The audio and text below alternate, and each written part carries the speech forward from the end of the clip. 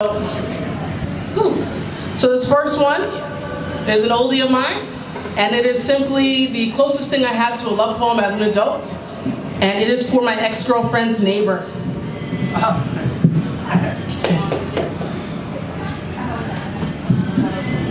To the woman that frequents my girlfriend's apartment complex with a stank face that always reads, "Here comes that gay bitch again. I want you to know that I get it. You are not used to gay people. See, we have been the stuffing that jokes whispered on sidewalks and behind the backs of strangers are made of, not real, not very tangible, not even very human."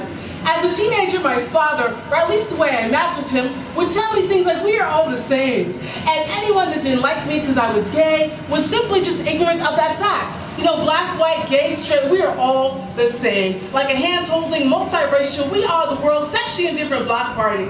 Yeah, my father was pretty corny like that, but you, my friend, are more right than my father ever was, even his imaginary parts. You see, there is a very distinct difference between gay people and straight people that is so slight, I'm glad and even surprised that you noticed it. You see, gay people just fuck better. And I know you know that because you live next door.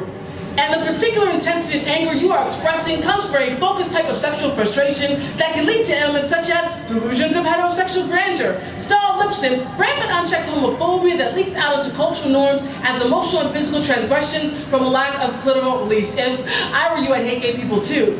Because we have been interrupting quiet nights at home with your cat and repeat episodes of Meet the Browns, America's Next Top Model, and the Housewives of Orange County. That is some seriously important shit. A better question is not, why are you gay? But rather, why do y'all fuck so much into good when I'm trying to sleep where the four corners of my mind? See, I added that last part because every time you say the word gay, I can see behind those perverted eyes your ass is only thinking about sex. To the point I often wonder if my butt looks good in your preoccupied heterosexual fantasies. So let me answer both those questions for the two of us, okay? Of course it does. And I don't fuck more, I fuck harder.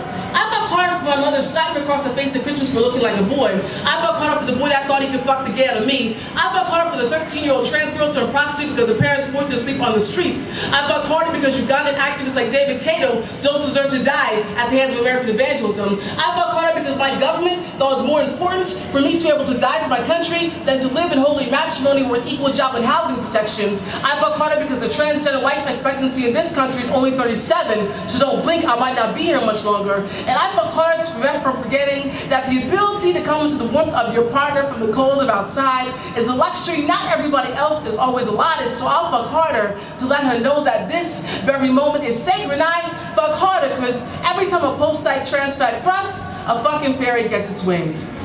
So that being said, if you have any more questions, you can feel free to give a knock on the door of apartment 305B, and I'd be more than happy to answer them for you.